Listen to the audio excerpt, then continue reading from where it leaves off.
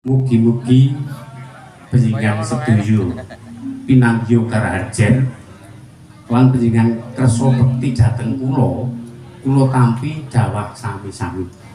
Oh iya. Lajeng kepareng ingkang putra badhe nyutiksa menapa leres menika kasebat kraton Wirata panjenengan ingkang sebut lan jejuluk Prabu Durgandapati. Menapa leres menika Kanjeng Prabu Durgandapati menika kraton Wirata. Mboten wonten alit kalih ageng tiga nggih namung setunggal menika kasebat kraton Wirata kula piyambak teng panguwas. Wah, yen ngaten mboten klentu atin kula marang sowan ngaten. Nggih. Lajeng kepareng kula badhe nyuwiksa panjenengan nika Nalendra saking pundi lan sinten dados jejulukipun. Amit sewu. Kepareng matur amit-amit pasang kalimat abdi tinebih saking ila-ila duni lan tolak sare mbok menawi kula matur menika mangke manjing wonten kalepatan. Mboten dados menapa. Nggih. Sugdi mestani dhateng kula menika sedipun Nalendra ingkang sampun nyepeng panguwas piyambak. Kraton kula menika kasebat Kraton Simbar Manjura. Jejuluk kula Prabu Sosro Sukidro. Oh iya. Menapa kula wertike wertinipun Sosro Sukidro semoga. Sosro menika sewu, Sukendra menika sugih dhuwit. Lah kula menika Nalendra ingkang yatranipun kathah. Yen namung atusan ewon menika tenggen kula namung kangge labrinet. Saking sugih kesugihan kula menika kados Nalendra saged ngemperi jagat.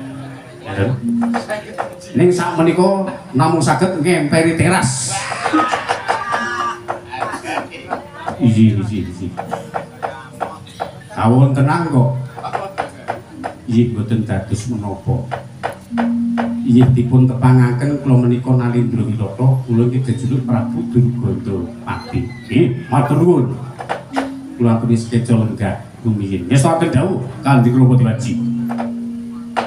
Lajeng lenggah nomor kalih menika Nalendra saking pundi sinten iki dados sinambating manung. Lun amit pasang kalian matabil kula menika Nalendra saking Kraton Simbar Kemloko. Kula jejuluk Prabu Jaya Sukendra. Kok meh sami kalian Sastra Sukendra iki najan meh sami nanging benten-benten negarinipun. Oh iya. Sinten menika wau? Jaya Sukendra. Oh, kula aturi prayogi lenggah. Nggih tak kedhawuh. Lajeng ingkang wingingipun menika kados Titi Nalendra.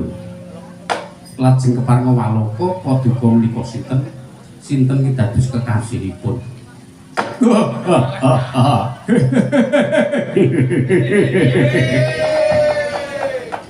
Siun panjenengan sampun kersa dangu dhateng pisuwan kula awon tanpa rupi kula menika nyepeng ketemenggungan. Lah kula menika tumenggung sugdi mestani dhateng kula menika tumenggung Solomon Raja. Sinten Solomon Raja menggung saking kraton Lepen Degen. Lepen menika kali nggih. Nek dipun bahasaken aslinipun Kali Degen. Lepen Degen. Nggih. Panjenengan tumenggung nggih namung rerenipun Rama Prabu Widianto lho. Oh, si. Sampun mireng kondhangipun Ki Hadi menika. Radi catet-catet ning dereng ketinggal. napa kondangipun Nalindra ngasta pangos wonten kraton Klepen dengan menika kondangipun sinambi bakul jeruk menapa. Wah, mboten niku namung kabar muga sengit kali Nalindra sesembahan kula. Mboten menika. Lajeng kersanipun inggih kula mun dipun utus kalian sesembahan kula gandeng sesembahan kula Lepen dengan menika dereng kabar garwa Prameswari menika mangke nggih sami kalian Nalindra badhe ngayunaken putra dalem. Nggih kula aturi lerem sak wekdal wis akan dawuh. Bareng guyu ompong. Nggih. Nggih kejawi sangi menika nggih. Panjenengan kula aturi lerem sak wetawis lajeng kepareng ing Rama badhe nyurniksa rawuh paduka menika badhe kados pundi kersanipun nuwun kepareng badhe nilakrama lan menapa dados wigatos sengkasa dupitani bali saking negari Moncot kali Keraya-raya Wiyasidila Binatrata Kraton Wirata. Nuwun kepareng ing putra badhe waluku. Sowan kula sepisan tinangan ngaturaken sungkem pangabekti kalih bilih ngaturaken kawuni nganti kula swanten gandeng kula menika Nalindra ngasta pangmaos dereng gadah garwa Prameswari rikala semanten kula nampi gaiping Jawata. Kula saged tumuli tata titi tentrem anggen kula nyepeng pangos wonten negari Simbar Manyura nanging kedah palakrama. Mila saking menika sowan kula awon tanpa rupi kula menika badhe ngebon-nebon enjing Jawah Soten badhe nglamar putra dalem Sekar Daton ing seslih dina Durganda Durgandini menapa leres? Inggih leres menika yuga kula Durgandini. Nggih kondangipun menika Sulistya ing Warna. Sampun cocok menika dados garwa Prameswari kula. Mekaten. Ampun kuatos kula sampun matur nat kula semanten wonten kajeng bilih kula menika Nalindra ingkang mboten kekirakan. Menawi Kanjeng Rama badhe ngersakaken Mas Picis Rajabrana badhe ngersakaken bondo Prabiya ingkang putra boten badhe kekilapan. Upami badhe ngersakaken bondo Prabiya Mas Picis Rajabrana kula aturi ngangsu kados wari gerubak kados kajeng. Jalaran kula menika Nalindra kondangipun Nalindra ugi Nalindra sabuk gal sugih padegalan pasabinan. Yen wonten negari kula menika kondangipun kula menika juragan. Oh, bos. Wiji. Lajeng Anggir Prabu Jaya Sukendra nggih cobi panjenengan kula ndang piyambak menawi kula badhe nglamar. Nggih menawi kula menika ugi badhe nglamar putra dalem ampun kuatos kula menika ugi Nalindra ing Birbondo Bandung Sentana.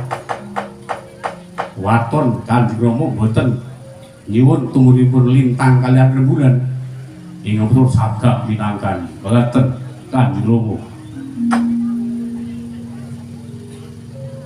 Lajeng wingking sami kersanipun sami Kanjeng Rama menika badhe nglamar putra dalem Sekar Daton Durgandini menika cocok nek dados garwa Prameswari sesembahan kula Lepen dengan wong Lepen dengan Nalindra bagus. Iya. Ampun kuatos pun sak menika pun radi moncer pun radi ketinggal pun kerep mlebu YouTube. Iya. reca tinggi kuaturi munggo sakutanis jalannya badyan lan menika yoga kula durugandini lan prayogi menika yoga kula pun durugandini menika mangke badhe kula panggih ing supados matur piyambak wonten ngarsa panjenengan sedaya ing supados boten wonten tebuk lidah sinambung yen katen ampun ngantos danu kati balolo ingkang putra dina ayu durugandini supados mangarsa ngendika piyambak menapa kula ingkang dipun tampi menapa penglamar sanesipun ingkang dipun tolak wah nek ngono ki yo menang-menang dhewe nanging kosok wangsulipun kula sak rencang wadya bala 1000 negari yun 1000 amit 1000